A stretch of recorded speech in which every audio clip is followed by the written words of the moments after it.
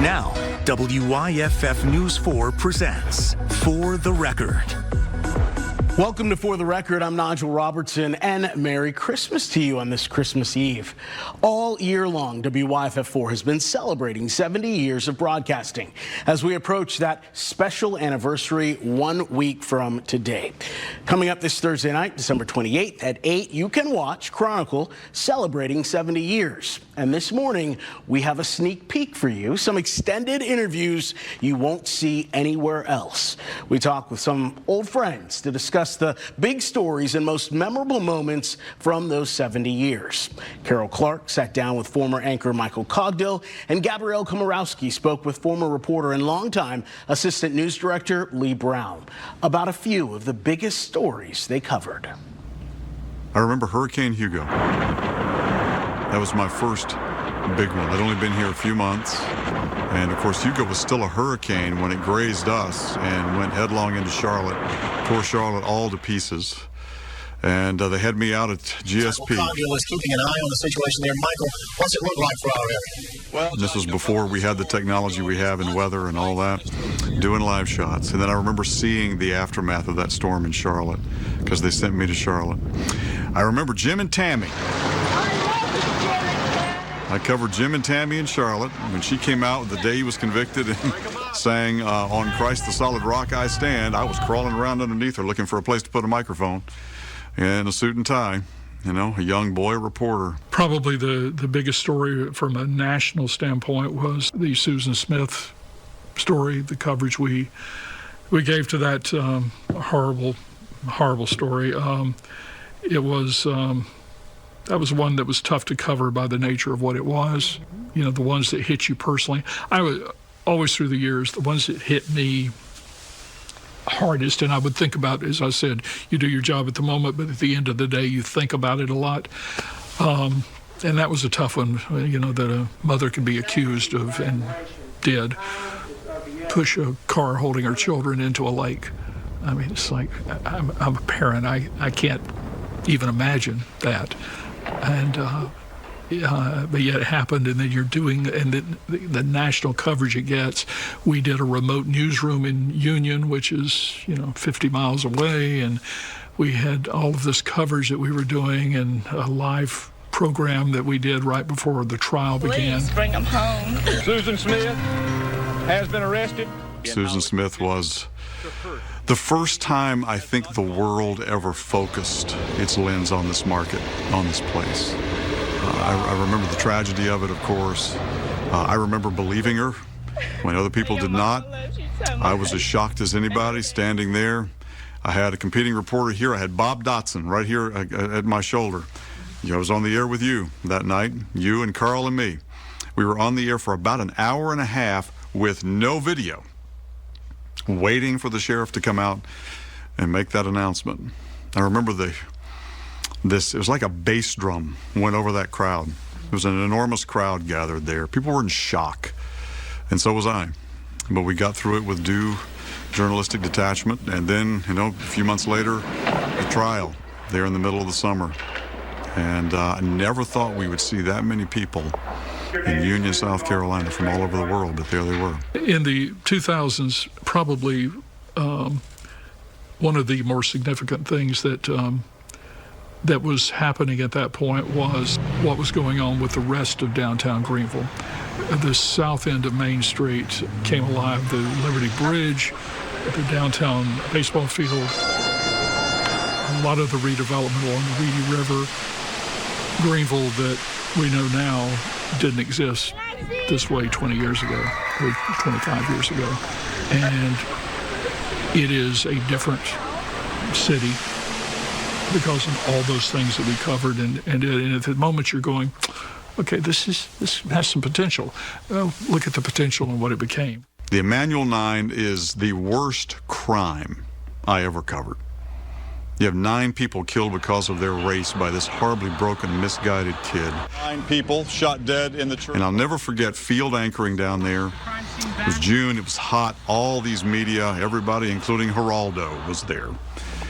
And the exact opposite of Dylan Roof's intent is what happened. all these tourists showed up. Blacks and whites, complete strangers with their arms around each other in front of that church. This massive Eden of a memorial.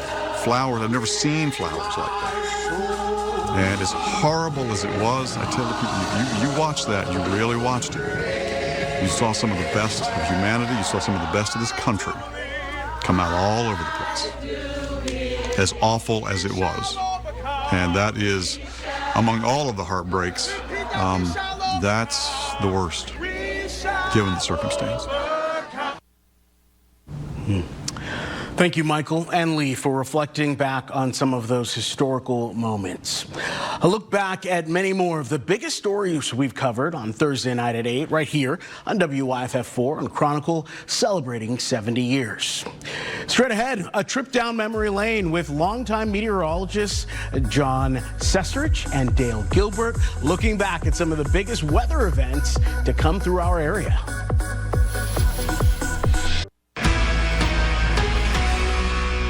Welcome back to For the Record. In Chronicle, celebrating 70 years, we look back at some of the biggest weather events we've covered. And to do that, we went to a couple of our favorite experts. Chief Meteorologist Chris Justice met up with former Chief John Sestrich and meteorologist Dale Gilbert. The gang's back together again. We're back. 70 years at WYFF4. You got to think people watching today grew up watching one of the three of us get them through the big storms. Chief Meteorologist John Sestrich. Yeah, I mean, I came as the chief in 1991, so 28 years out of the 70 I was at WYFF4. Isn't that amazing? That's hard to believe. It seems like yesterday, and I've been retired for, what, almost 4 years. And a lot happened after you came, didn't it? Yeah, a lot. And now our new chief. Big stuff. Big stuff. And the three of us tracked some big stuff together, too. We did. I mean, there's so many ice storms, snowstorms. I could go on for hours, which nobody wants to hear. As far as a memorable storm for me, personally, 1993, the March blizzard, the storm of the century. Oh, man, I'm telling you. And as a meteorologist, we only had one computer model back then, Chris. So I'm looking at it a week out before the storm hits, and they're developing this monster storm in the Gulf of Mexico, and it literally is a hurricane, but it doesn't have the tropical characteristics. And then it starts moving north, and it's going to collide with the Arctic air over us, and I'm going, we're going to get snow out of this, wind and rain, and just a mess. Came through the Midlands, and we ended up with rain and wind. We had tropical storm force winds in the upstate. It was all snow. Remember all snow up in the mountains? Blizzard conditions. They had over 2 to 3 feet of snow in the mountains. Mount Mitchell had 50 inches of snow. And you called it before it was named the storm of the century. You said this is a once-in-a-lifetime storm. I remember talking to Carol on the Friday, because every day during that week, as it hit over the weekend, I kept looking at the computer models. I was all excited about getting in every day and going, you know, they're making this storm just, you know, a hurricane in the Gulf. But there's nothing, there's no clouds in there. So on Monday, I'm going, okay, it's supposed to develop on Thursday or Friday. Come in every day, it's still there. Because you know how the computer models work. Sometimes they got this monster storm and the next day it's gone. It was still there. It was still there. And I'm like, on Friday evening, I remember telling Carol, I said, come Monday, we're going to be talking about this past weekend storm, either the storm of the century or one of the strongest storms we've ever had. And it hit. And I didn't go home for a week. You know, folks up north laugh at us because we get a couple of inches of snow and that shuts things down. Right. But when you start talking about a foot of snow or even 10 inches of snow here in the upstate, man, that's killer for us. We don't have the equipment. No, and that's a good point, Dale, because like, as you know, most times when we get snow, it's usually a wet snow in the morning and by afternoon it's gone. Yeah. Right? And everybody's like, oh. Well, the March blizzard of 93, when it hit, the Arctic air came in. We dropped a record 2 degrees in Asheville, 11 degrees at the GSP International Airport. So the snow didn't go anywhere. And so I was at work I didn't see my family for about 10 days. They were thrilled. You know, we all have those storms when we're as meteorologists, and it's in our blood, right? We grew up with it. You probably have those storms when you were little that made you want to be a meteorologist one day. For me, it was the blizzard of 93, watching how the impact would come our way. Right. And as a kid watching it, we're in Hendersonville, and we didn't have power for 10 days. I remember having to find firewood with my dad to burn just to stay warm. Who were you watching at the time? WYFF News 4. Yeah. Of course. I remember that ice storm back in 2005 that put that thick layer of ice on everything. Of course, the tree limbs fell, took down the power lines. You couldn't even go out on your steps trying to get out of your house. And if you got in your car, you were crazy because all of a sudden you get on the road, if there's any kind of elevation at all, you've got your foot on the brakes, but you're sliding. And there were so many accidents from that. You couldn't go anywhere or do anything. And we were just literally frozen. We were. With that ice storm in 2005. The crews that go out to replace the power, they can't even get out because of the icy, slippery conditions. So it was a dangerous situation. So northern folks laugh at us for not knowing how to handle snow, but even they can't handle an ice storm like that. Nobody can handle ice. How about the white Christmas? Oh, that was 2010.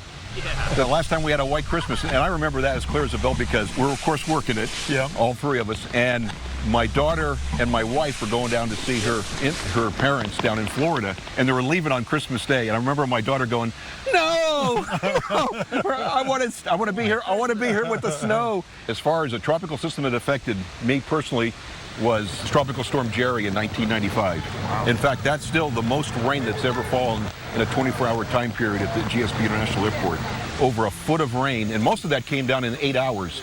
And I remember going home to change clothes real fast, take a quick shower and get back, and they thought in our subdivision there's a little creek, it became a river.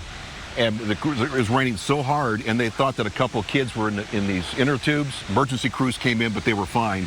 But I remember that day, it was just crazy. It just rained and rained and rained. Thank you, Chris. And that was just a taste of what you will see Thursday night at 8 on Chronicle, celebrating 70 years. Next on For the Record, from Friday night hits to the college football and baseball championships, sports director Mark Whiteman brings back a few friends to reflect on some of the most memorable athletic events that we've covered.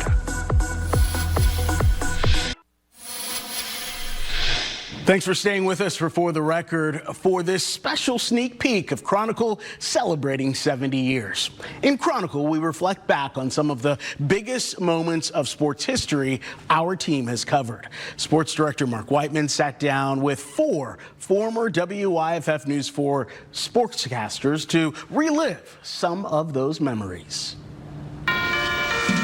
Now, WYFF News 4 Sports.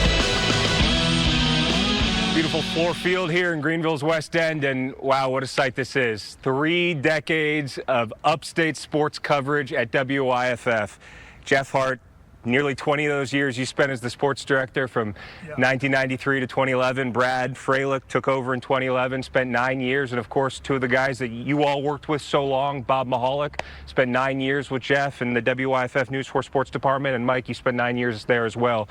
And guys, this is so cool to see you all together and relive some of the magical moments and the sports stories that have defined the upstate for so many years. And something I think all 4 of us share, all 5 of us I should say, high school football and the franticness of Friday night hits over the years, and we all had our different ways of doing it, but for you guys, as you kind of recollect on your high school football memories over the years, how would you describe to the viewer what goes into putting that show together every Friday night? I think it's great. You know, my first high school Friday night experience never actually happened because Jeff was like, I'm not sure if Mike's a good enough photographer yet to shoot high school Friday night. So he had me cover Clemson soccer in the playoffs. So I really appreciate that. So then my real first year of covering high school football, it's like, Mike, Greenwood riding a 16-game you're going to be our Iron Man. You're going to go all the way down to Abbeville, due west, as far away as possible. You're going to cover the 3 longest games all the way down in the southern part. And then you didn't get it on. Yeah, and then I'm scrambling to get it back. But that's the confidence Jeff had in all of us. Yeah, and Jeff, I want to ask you this as well, Brad. You step in for Jeff after he moves over to news and continue that high school football show and just the effort that you put into preparing that program every week. Friday Night Hits makes a return to I will tell you this, there were no bigger shoes to fill than Jeff Hart's shoes when I took over. I mean, I remember having lunch with Jeff when I came and interviewed, and it was, I'll remember that lunch forever. Because first off, I was like, how did you do this so well for so long? And how on earth are they considering me to bring in and try to carry the torch? So it was so cool. And what I really love is the eras that you see right here, the technology differences and how Jeff and Bob handled Friday night football from the time they started till the time they finished, and then Mike sort of bridged the gap until when I showed up, everybody has a laptop, and you never even see the photographer come back in the station because they send the video with the laptop. And so I think the technology changes is fascinating with how we executed the show that they started, and we tried to carry on the torch, and now you're doing a great job carrying the torch on now too. And so I think it's fascinating to watch. The show hasn't really changed all that much. It's still this exciting, fast-paced show. How it's put together has changed immensely from the 90s to now. Yeah, and I wanted to dig in on that. Yeah, and it's a great point. You talk about technology. We had someone who was hired just to sit at the phone because people would call in the scores. Right. And we had to get confirmed. You know, there was no internet back then. We had to wait. You can go down to, you know, all the way down to Abbeville to get a ball game and come back. We need someone to call in with the score. So someone would sit by a phone. Sometimes it was wives and daughters, and sometimes it was interns. But we had to wait for the phone call to get the score, and hopefully it was the correct score. Someone calling in officially. So that was one of the big changes, making sure you had that. Friday night, and this is Charter High School Playbook. It's changed so much, but I love that the essence of the show has not changed. It is still about shining the spotlight on high school athletes from as many schools. I mean, the same goals that you guys had were the same goals that I had, the same goals that you have. Is how many of these schools can we put on TV in a 12 or 15-minute period to get these kids' names called? And that was always the goal, to see how many times we could, you know, or how many different people we could get on the air and shine the spotlight on. It was just cool that we were all a part of something that is obviously sort of outlasts all of us. I'll say this, I've always wanted to be a rock star. I need a little bit better guitar skills for it, but nothing ever made you feel closer to rock star than when you're in Sky 4 and you're banking into the stadium and you're landing and everybody's like cheering your arrival. And it was an incredible feeling. They let you ride the chopper back? Every now and again. Yeah, that was a thing. Yeah, and remember, this wasn't just the sports department. Yeah. This involved the entire newsroom. We had all the news photographers who went out and got it. We had people answering phones. We had to have editors back in the day who were editing, and the tape runners and the graphics. So this was an entire Channel 4 production here. We were kind of running the show, but we required the 7, 8 photographers from the news department to join us. And that, I think, organizing everybody to do that and getting them, Jeff was great at this. We had a meeting before every season organizing the photographers, going, here's how you shoot, and here's how we want the highlights. You know, we don't want 4-yard runs. We want the touchdowns. We want the big plays. We want the big hits. And oh, by the way, keep it to 45 seconds at the most. And when you get it to us, get us the names and numbers and all the information. So there was a lot to it when you're out running around. So there was a lot of organization, a lot of pre-organization going on before you actually executed, you know, the great shows on Friday night. I think one thing, and you guys started it and we tried to carry it on, was more than the game, right? Like, we tried to take viewers here in the upstate with us on the trip. And so you tried to give them more flavor than just what was going on in the ballpark. And so and I feel like you guys did a wonderful job about that, doing that, and we tried to sort of do the same thing whenever we started going on all these trips with these teams chasing championships. And Omaha is a place where you can show a lot of flavor that's going on around the ballpark because it is an event. It's about the event. In South Carolina, being there 3 straight years, won 2 of them, gets to the finals in the 3rd year. It was amazing. Actually, the year before I was hired, I was there as a fan watching, and you were there covering it as South Carolina wins a national championship, and we go back the next year, and they get to the finals. And then Coastal Carolina in 2016, out of nowhere. I mean, the Cinderella story of Cinderella stories is the mid-major school gets there and doesn't just get there, but finds a way to win the whole thing. So yeah, the trips to Omaha are something that I'll never forget. But see, this guy's so lucky. He gets Omaha and College World Series. He gets national championships. I'm going to Shreveport for the Weed Eater Bowl. 7-5 is great. We had only 7-5 Clemson and USC teams. He steps in. First thing he does is go to the national championship game. So I think we covered every BCS bowl other than the Rose. Thank you, Mark. Even more sports memories to share on Thursday night in Chronicle celebrating 70 years. We'll be right back to wrap up For the Record. Thank you for joining us for The Record. Again, you could watch Chronicle celebrating 70 years on Thursday, December 28th at 8 p.m. right here on WYFF4. As for The Record, if you have an idea for a story or an issue you think needs a deeper conversation, email us at the address on your screen, fortherecord@wyff4.com. Thank you and have a very Merry Christmas. We will see you next time.